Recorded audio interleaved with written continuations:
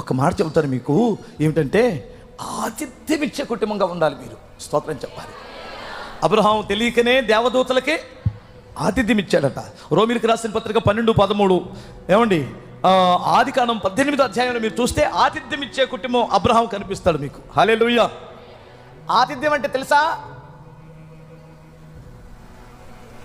అతిథులకు ఆతిథ్యం ఇవ్వడం. మీరు, నేను ఒక మాట చెబుతాను, ఎవరైనా ఆకలితో వస్తే మీ ఇంటికి, ఆకలితో వస్తే అంత పచ్చడైన వేసి అంత ముద్ద కడుపు నిండా పెట్టి పంపించండి. ఆ ఆశీర్వాదం మీకు తరతరాలకు ఉంటుంది. స్తోత్రం చెప్పాలి. నా మాట వినండి, బద్దకించకండి.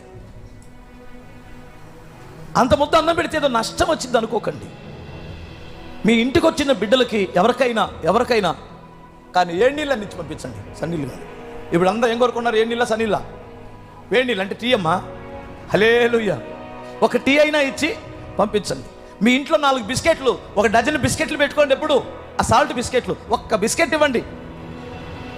మా ఇంటికి అతిథులు వస్తారు అని జాగ్రత్తగా పెట్టి ఉంచండి. స్తోత్రం చెప్పాలి. అది అతిథి గృహముగా ఉండనివ్వండి మీ ఇల్లు. అది మీకు గొప్ప క్షేమము, ఆశీర్వాదాన్ని కలిగిస్తుంది. హల్లెలూయా. మీ ఇంట్లో ఎప్పుడు అంటే